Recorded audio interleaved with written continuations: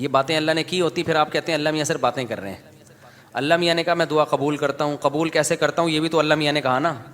پورے قرآن میں واقعات بتا دیے کہ کیسے قبول کرتا ہوں. یعقوب علیہ السلام نے دعا مانگی نہیں ہوگی میرا بچہ واپس مل جائے، تو کیا مل گیا ان کو؟ نہیں ملا. یوسف علیہ السلام پریشانیوں میں آئے، برائی سے بچے، زنا کی ان کو دعوت دی گئی، بچے، تو بچنے کے نتیجے میں اور پریشانیوں میں چلے گئے، جیل میں چلے گئے. ساری زندگی ان کی کہاں گزری؟ جیل میں گزری. تو قبول ہونے کا یہ مطلب ہی نہیں ہے جو آپ سمجھ رہے ہیں. اگر دعائیں ایسے قبول ہوتی تو سارے کافر ہر وقت اللہ سے دعائیں مانگ رہے ہوتے بیٹھ کے. وہ کہتے ہیں یار ہمیں ضرورت ہی نہیں کچھ کرنے کی، ادھر دعا مانگو ادھر قبول ہو جاتی ہے.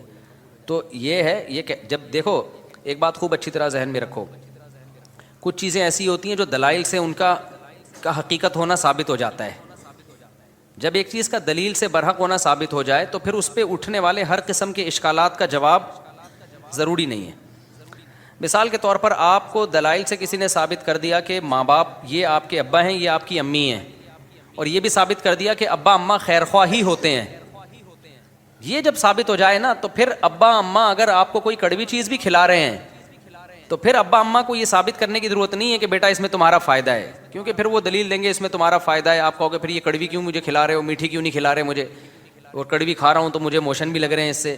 تو ابا اماں کے پاس اتنا ٹائم نہیں ہوتا. وہ کہیں گے جب ایک دفعہ مان لیا نا کہ ہم تمہارے خیر خواہ ہیں تو ہم کوئی خراب چیز تمہیں نہیں کھلائیں گے. ڈاکٹر پر جب آپ نے ایک دفعہ اعتماد کر لیا، پتہ چل گیا کہ یہ ہے ڈاکٹر، تو سوئی لگائے، وہ آپریشن کرے، حتیٰ کہ وہ آپ کی ٹانگ بھی کاٹ کے باہر پھینک دے. تو یہ قصائی پہ تو اعتراض ہوگا کہ یار تو کہہ رہا تھا میں تیرا خیر خواہ ہوں، تو نے میری ٹانگ کاٹ دی. لیکن ڈاکٹر اگر وہ صحیح ڈاکٹر ہے، دلائل سے ثابت ہو جائے، تو پھر اس پہ اعتراض نہیں ہوگا. اس کی مثال ایسے ہے جیسے ہم سے غیر مسلم لوگ اعتراض کرتے ہیں کہ اسلام میں اسلام کے یہ حکم غلط ہے، یہ حکم غلط ہے، یہ حکم غلط ہے. ہم ان سے کہتے ہیں فرض کر لو اس سے اسلام کا غلط ہونا ثابت ہو گیا، تو پھر ہم کیا کریں؟ اسلام چھوڑ دیں؟ پھر ہم جس چیز کی طرف جائیں گے وہ تو اسلام سے بھی زیادہ، اگر فرض کر لو اسلام کو غلط مان لیتے ہیں تو وہ جس چیز کی طرف ہم جائیں گے وہ تو اسلام سے بھی زیادہ غلط ہے. یعنی ایک آدمی کہہ رہا ہے کہ تمہارے ابا تمہارے خیر خواہ نہیں ہے تمہارے، تو آپ کیا کہیں گے؟ ٹھیک ہے میں ابا کو چھوڑ دوں، تو تجھے اپنا ابا بنا لوں، پھر میں تو میرا کچھ لگتا ہی نہیں ہے. ایک دفعہ کچھ کیا ہوا، عیسائیوں کی طرف سے یا کسی اور مذہب کی طرف سے کچھ اشکالات آئے. انہوں نے کہا اسلام پہ ان کو کچھ اشکالات ہیں. میں نے کہا میں ان اشکالات کا جواب دوں گا، لیکن ایک مثال ہے کہ اگر آپ کو وہ جواب نہیں ملتا تو کیا میں عیسائی ہو جاؤں؟ کیا عیسائیت پر اشکالات نہیں ہے کیا؟ تو یہ دنیا میں ہو نہیں سکتا کہ ہر چیز 100% ہر چیز آپ کی سمجھ میں آ جائے. جب کچھ بیسک چیزیں جب سمجھ میں آ جاتی ہیں تو پھر آگے ہتھیار ڈالنے پڑتے ہیں آپ کو کہ بھئی آگے وہ سمجھ میں آئے نہ آئے، آپ نے یہ ماننا پڑتا ہے کہ جو چیز سمجھ میں آ جائے ٹھیک ہے، نہیں آئے تو بھئی میرا علم کیا ہے؟ ناقص ہے. پہلی بات یہ کہ یہ جو انہوں نے لکھا کہ اللہ تعالیٰ نے اسلام نے کچھ باتیں کی ہیں، دعائیں قبول ہوتی ہے، قدم بڑھاؤ اللہ تمہارا ساتھ دیں گے، اللہ تمہیں جو ہے نا تم 2 قدم بڑھاؤ گے اللہ 4 قدم بڑھائے گا. تو اگر اس سے غلط ہونا ثابت ہو گیا تو یہ کیا مطلب؟ اللہ ہے نہیں کیا؟ یہ کائنات خود بخود بنی ہے، یہ ثابت ہونا چاہتا ہے اس سے. دوسرا اللہ ہے تو کیا مطلب؟ وہ جھوٹ بولتا ہے معاذ اللہ، اس نے یہ غلط باتیں کی ہوئی ہیں. ظاہر ہے یہ بھی نہیں ہو سکتا، اللہ کیوں غلط باتیں کرے گا؟ یا اسلام کا غلط ہونا ثابت ہو جائے گا تو پھر کون صحیح ہے؟ کیا ایتھیس لوگ صحیح ہیں جو جن کے پاس کوئی صحیح اور غلط کا کرائٹیریا ہی نہیں ہے، معیار ہی نہیں ہے ان کے پاس؟ تو پھر تو یہ انسان اور گدھے گھوڑوں میں کوئی فرق رہے گا نہیں. پھر تو یہ کائنات یہی آئے گا جو ایتھیس کہتے ہیں خود بخود بنی ہے. تو وہ آپ یعنی ایک اشکال سے نکل کے بھاگیں گے اور اس کے بڑے اشکالات کے جال میں آپ پھنس جائیں گے. تبھی یہ جو ایتھیس لوگ ہیں نا جو کہتے ہیں کہ ان کی سمجھ میں یہ نہیں آتا کہ یہ کائنات تو خود سے بن نہیں سکتی تو اللہ خود سے کیسے بن گیا، یہ بڑا اشکال دہرایا جاتا ہے. ہم ان سے کہتے ہیں کہ آپ کو یہ سمجھ میں نہیں آ رہا کہ اللہ ہمیشہ سے کیسے ہے، اور اس کی بیس پہ آپ اللہ کا انکار کر کے اس کائنات کو ہمیشہ سے مان رہے ہو. یہ سمجھ میں آ رہا ہے آپ کے کہ یہ ہمیشہ سے ہے، حالانکہ یہ زیادہ بڑا اعتراض ہے. یہ تو مادی چیز ہے، اس میں تو چینجر کے بغیر چینجنگ نہیں ہو سکتی، تو کریٹر کے بغیر یہ کریٹ کیسے ہو گئی؟ تو جب بھی کوئی اسلام پہ اعتراض کر رہا ہوتا ہے نا، ایک اعتراض کر کے وہ اس سے بڑے اعتراض کے جال میں پھنس رہا ہوتا ہے. تو آپ کو اپنی عقل کے گھوڑے وہاں روکنے پڑتے ہیں. آپ کہتے ہو یار کچھ چیزیں ایسی ہیں جو جہاں عقل ہماری رسائی کرتی ہے، اور کچھ چیزیں ایسی ہیں وہاں ہمیں ہتھیار ڈالنے پڑتے ہیں. تو یہ نہیں ہو سکتا کہ کائنات خود سے بنی ہے، یہ بھی نہیں ہو سکتا کہ جس نے بنایا ہے اس نے انسانوں کو آزاد چھوڑ دیا ہو، کوئی ہدایت نہ دی ہو، اور یہ بھی نہیں ہو سکتا کہ وہ ہدایت اسلام کے علاوہ کوئی اور ہو، کیونکہ وہ قانون ہمیں ہدایت اسلام میں ہی ملتی ہیں، اس کے علاوہ کہیں اور نہیں ملتی. اب اگر اسلام ایک بات کہہ رہا ہے تو اس کا ظاہر آپ کی سمجھ میں نہیں آ رہا، تو بھائی پھر آپ دوسری آیتیں اور دوسری احادیث اور قرآن کی دوسری آیتیں ملا کے دیکھو گے تو آپ کو اس کا مطلب سمجھ میں آئے گا. اللہ نے یہ باتیں کی ہی نہیں ہے. جو کہہ رہے ہیں نا اسلام تو باتیں کرتا ہے، عملی طور پر تو کچھ نظر نہیں آتا. یہ بہت سے لوگوں کو اشکال ہوتا ہے, کتنی زیادہ تر عاشقوں کے ساتھ ایسا ہوتا ہے. ایک عاشقہ تھی, ڈاکٹر پہ عاشق ہو گئی تھی, یہ 10 سال پرانی بات ہے, اب سمجھ میں نہیں آئے گا کس کی بات ہو رہی ہے. اس نے مجھے بتایا, میں اللہ سے دعائیں مانگ مانگ کے تھک گئی. وہ ہاؤس جاب میں اس کے ساتھ جاب کرتا تھا نا, وہ لڑکا بھی ڈاکٹر بنا تھا, یہ بھی ڈاکٹر بننی تھی. مجھے اس سے عشق ہو گیا, میں دعائیں مانگ مانگ کے تھک گئی, اللہ دے ہی نہیں رہا. تو کہاں ہیں وہ دعائیں, کہاں ہیں وہ سب چیزیں جو اللہ نے وعدے کی ہیں؟ تو کچھ بھی نہیں ہے, ایسی ہی باتیں ہیں. کچھ لوگ کیا کرتے ہیں, ہمارے محلے میں ایک صاحب بیمار ہو گئے, تو ان کو کسی نے بتایا کہ یہ وظیفہ پڑھو, قرآن کی یہ آیتیں پڑھو, ٹھیک ہو جائیں گے تمہارے ابا. وہ سارا دن پڑھتے تھے, آیت کریمہ بھی پڑھی, وہ پھر ابا کا پھر بھی انتقال ہو گیا.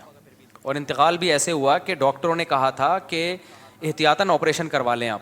ویسے وہ ٹھیک ٹھاک تھے, احتیاطاً آپریشن کے چکر میں گئے اور نکلے ہی نہیں آپریشن تھیٹر سے ہی, ان کی ڈیڈ باڈی ہے. اچھے بھلے ہنستے کھیلتے گئے تھے, وہ آپریشن ہی ناکام ہو گیا.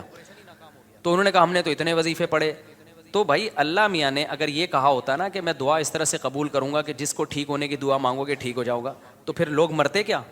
پھر تو انسان کی عمریں سب کی 90 سال لازمی عمر ہوتی, کیونکہ کون بوڑھا نہیں ہے جس کے لیے, کون بیمار نہیں ہے جس کے لیے پیچھے دعائیں نہیں مانگی جاتی. یہ تو اس لیے تاکہ لوگوں کو تھوڑا سا دعا مانگنے کا سلیقہ آ جائے, تھوڑا سا اللہ کے سامنے گڑ گڑانے کا ذوق پیدا ہو جائے. لیکن ہمارے ہاں جیسے ایسے لوگ آپ کو ملیں گے جو سال میں ایک دفعہ نہاتے ہیں عید کے دن, وہ بھی کوئی مشورہ دیتا ہے ان کو. تو ایسے لوگ بھی ہول سیل کے حساب سے موجود ہیں جو سال میں ایک دفعہ دعا کرتے ہیں, اور وہ اس لیے دعا میں آتے ہیں کہ چلو کبھی زندگی میں توفیق نہیں ملی تو آج ختم قرآن ہے, دعا میں شریک ہو جاؤ. غنیمت ہے, یہ نہ ہونے سے یہ بھی بہتر ہے. لیکن حقیقت یہ ہے کہ جس کو تنہائیوں میں اللہ کے سامنے مانگنے کی عادت کا چسکا لگ گیا, اس کی زندگی بن جاتی. ہر ایک کا اپنا طرزیہ ہوتا ہے نا, بزرگوں کے ارشادات بھی ہوتے ہیں, فلاں بزرگ نے یہ فرمایا, فلاں نے یہ فرمایا, فلاں نے یہ ہوتا ہے نا, ان کے اپنے ذوق ہوتے ہیں. میں بزرگ تو نہیں ہوں لیکن آج کل فرما بہت کچھ رہا ہوں. تو اگر آپ کہہ سکتے ہیں جی میں نے یہ فرمایا, فرمانے پر گورنمنٹ کی طرف سے کوئی پابندی نہیں, اور تجربے انسان شیئر کر سکتا ہے, اس پہ بھی کوئی پابندی نہیں ہے. یہ میں اس لیے کہہ رہا ہوں کہ یہ نہ سمجھے کہ مفتی صاحب بہت بڑے آج کل بزرگ بنے ہوئے ہیں اور آج کل فرمانا بھی شروع کر دیے انہوں نے. فرمودات ہوتے ہیں نا بزرگوں. ایک بات خوب اچھی طرح سمجھ لیں کہ دعا سے زیادہ مشکل عبادت میرے علم میں کوئی نہیں ہے. دنیا کا سب سے مشکل کام کیا ہے؟ دعا مانگ. اور دعا سے بڑی عبادت بھی کوئی, بولو نا بھائی, مشکل بھی اور سب سے بڑی. بڑی کا مطلب کیا ہے؟ اللہ کا قرب, اللہ سے تعلق, اللہ سے محبت, اللہ اور بندے کا لنک جتنا دعا کے ذریعے بنتا ہے. میرا اپنا تجربہ یہ ہے کہ اتنا کسی اور عبادت سے نہیں, حتیٰ کہ روزے, زکوٰۃ, نماز سے بھی نہیں بنتا. میرا تجربہ ہے, غلط بھی ہو سکتا ہے. ابھی میں نے ارشاد فرمانا بولا تھا نا, ارشاد فرمایا. فرمایا پر تو آپ تھکے ہوئے بھی ہیں, تھوڑا سا چٹکلے بھی سنا دیتا ہوں. فرمایا پہ بہت دفعہ ایک لطیفہ سنا چکا ہوں, نئے نئے لوگ آ جاتے ہیں. ہمارے ایک دوست تبلیغی جماعت میں گئے, کوئی دیہاتی بھی ان کے ساتھ تھے. جب انہوں نے بیان شروع کیا کسی گاؤں میں, تو بیان میں کہنے لگے فرمایا جو آدمی نماز نہیں پڑھتا وہ ایسے ہے جیسے زنا کرنے والا. فرمایا جو آدمی نماز نہیں پڑھتا وہ ایسے جیسے قتل کرنے والا. فرمایا ایسے فرمایا کیا کہہ کے حدیثیں آ رہی ہیں. یہ صاحب کہتے ہیں میں نے سوچا کہ یار یہ حدیثیں آج میں پہلی مرتبہ سن رہا ہوں. فرمایا ہم نے تو کبھی نہیں سنا کہ نبی نے ایسے فرمایا. کہہ رہے میں نے بیان کے بعد اس کو پکڑ لیا کہ یار آج تو نے اتنا کچھ کہا کہ فرمایا. ہم جب کہتے ہیں فرمایا تو مراد نبی نے فرمایا نا. تو یار یہ جو اتنی ساری حدیثیں تو سنا رہا ہے کہ جو نماز نہیں پڑھتا ایسے جیسے قتل کیا, جو نماز نہیں پڑھتا ایسے جیسے زنا کیا, تو کس نے یہ فرمایا؟ کہہ رہے ہم نے فرمایا. کیا کہہ رہے؟ ہم نے فرمایا. ہم نے کہا بھائی یہ تیرے فرمودات کے لیے لوگ یہاں نہیں بیٹھے, کچھ بھی فرما دے تو. لیکن جیسے اس نے کچھ بھی فرما دیا, گورنمنٹ کی طرف سے فرمانے پر پابندی نہیں ہے, لیکن اس نے تو ویسے ہی فرما دیا نا. لیکن میں جو کچھ فرما رہا ہوں اس کے پیچھے ایک تجربہ ہے, ایک لاجک ہے, ایک دلیل ہے, ایسے ہی ہوائی بات نہیں ہے. سب سے زیادہ انسان کو اللہ کے قریب کرنے والی عبادت دعا. سب سے مشکل عبادت بھی کون سی ہے؟ بولو, دعا. آپ کہیں گے یار یہ کہاں سے مشکل ہو، روزہ کتنا مشکل ہے، صبح سحری میں اٹھو، سارا دن جو ہے وہ نہ کھاؤ نہ پیو۔ بہت سے لوگ کہتے ہیں روزے میں اللہ صرف ایک گھونٹ چائے کی اجازت دے دیتا نا، صبح جب سحری کے بعد فجر پڑھ کے 1 گھنٹہ سو کے جب اٹھتے ہیں تو ایسا لگتا ہے جیسے قبر سے کسی مردے کو اکھاڑا جا رہا ہے، عجیب سی حالت ہوتی ہے نا اس وقت۔ اسی طرح آفس میں پہنچ جاتے ہیں، پھر اگر ایک آدھ گھونٹ چائے پینے کی اجازت ہوتی کیسے فریش ہو جاتے، لیکن اللہ نے اجازت نہیں دی۔ تو آپ کہہ سکتے ہیں اتنی مشکل عبادت روزہ، مفتی صاحب کہہ رہے ہیں نہیں دعا مانگنا اس سے بھی زیادہ، نماز کتنی مشکل عبادت، لیکن مولانا صاحب کہہ رہے ہیں یہ فرمایا بھی وہی فرمایا ہے جو اس نے فرمایا تھا۔ یہ کیا ہو رہا ہے بھائی؟ اس کو دنیا میں سب سے مشکل بات پتہ ہے کیا ہے؟ الفلاحیہ کا اسپیکر ٹھیک ہو جائے، حقیقت یہ کبھی ٹھیک، دیکھو اسٹائل دیکھو، ادھر بھی ڈالا ہوا ہے، ادھر بھی رکھا ہوا ہے، ادھر ایک اور لگا ہوا ہے، پھر بھی بیچارے لگے رہتے ہیں، یہ کہتے ہیں جنات ہیں۔ آپ کہہ سکتے ہیں بھائی کیسے مشکل ہے؟ اصل میں دعا، اور ایک اور اشکال ہوگا، آپ کہتے ہیں لوگ تو بہت دعائیں مانگتے رہتے ہیں، کتنی دعائیں مانگتے ہیں نا، صبح شام دعائیں مارکیٹ میں چل رہی ہیں ہول سیل کے حساب سے۔ اصل میں وہ دعائیں پڑھی جا رہی ہیں، مانگی، بولو دعا پڑھنا بہت آسان۔ یونس علیہ السلام نے مچھلی کے پیٹ میں لا الہ الا انت سبحانک انی کنت من الظالمین کہہ کے دعا پڑھی نہیں تھی، یہ دعا مانگی تھی۔ اور ہم کیا کر رہے ہوتے ہیں؟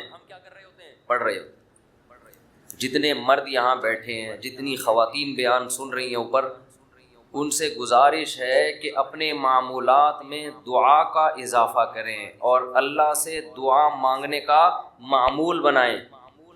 دعا مشکل کیوں ہے یہ میں بتانا چاہ رہا تھا۔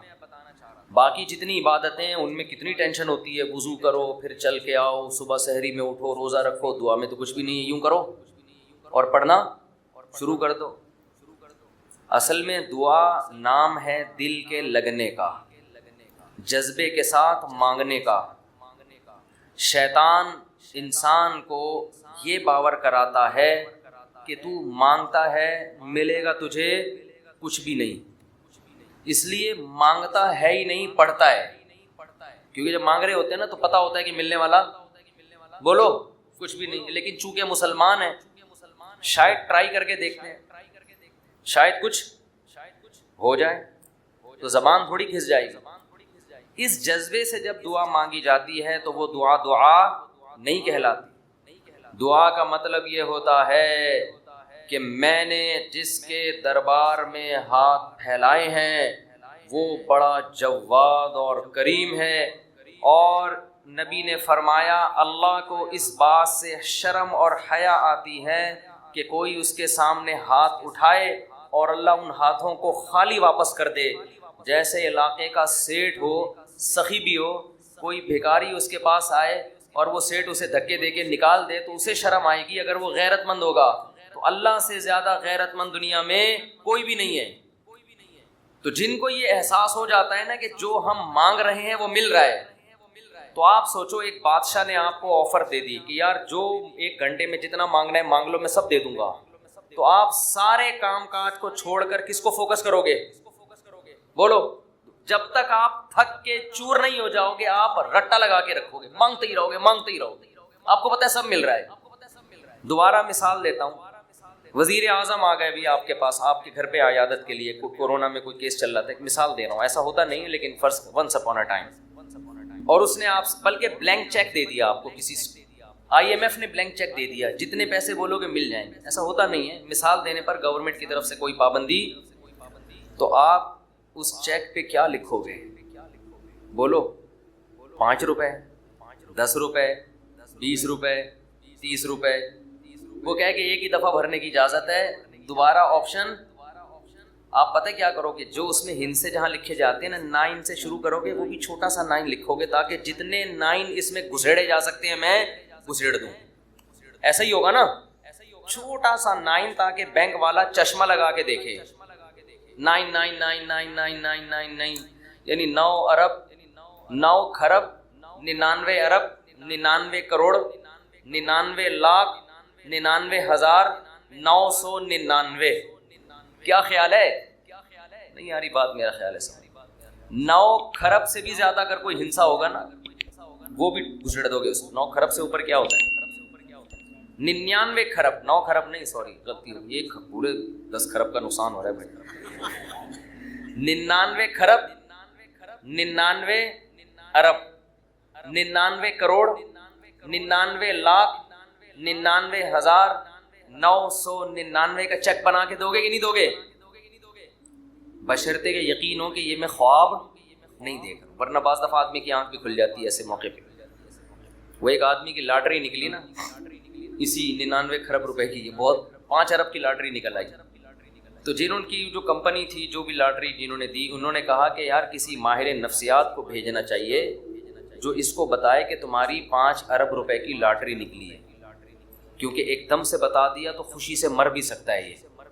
تو آرام آرام سے جا کے کوئی نفسیاتی ڈاکٹر اس کی نفسیات کو سمجھتے ہوئے اس کو بتائے گا. نفسیاتی ڈاکٹر کو بھیج دیا. نفسیاتی ڈاکٹر نے جا کے نا اس کو پہلے سمجھایا کہ دیکھ فرض کر لے تیری 1 لاکھ کی لاٹری نکل آئے تو کیا ہوگا؟ اس نے کہا خوش ہوں گا میں. 1 لاکھ پہ اس نے کہا چلو نہیں مرے گا، ٹھیک ہے نا، اب 1 لاکھ سے تھوڑا سا اوپر. اچھا فرض کر 20 لاکھ کی لاٹری نکلے. اس نے کہا یہ کروں گا، دکانیں بناؤں گا، یہ کروں گا، ایک پلاٹ خرید لوں گا. اچھا ایسے 20 لاکھ سے اوپر آیا، 1 کروڑ تک پہنچا، 1.5 کروڑ تک، 2 کروڑ تک، 3 کروڑ تک. 3 کروڑ میں کیا کرے گا جی؟ اتنی دکانیں لے لوں گا، بحریہ ٹاؤن میں گھر لے لوں گا وغیرہ وغیرہ. ہوتے ہوتے 5 کروڑ جو اصل تھی نا 5 کروڑ تک آ گیا. اچھا یہ بتا 5 کروڑ کی لاٹری نکلی تو کیا کرے گا؟ اس نے کہا آدھی تجھے دے دوں گا. یہ سننا تھا ماہر نفسیات کا انتقال ہو گیا. ماہر نفسیات کا انتقال ہو گیا. وہ بیچارہ برداشت نہیں کر سکا یہ. تو یہ تو میں ایک مثال دے رہا ہوں. 99 کھرب، 99 ارب، 99 کروڑ، 99 لاکھ، 99,999 اشاریہ بھی لگا دے گا آگے 9999.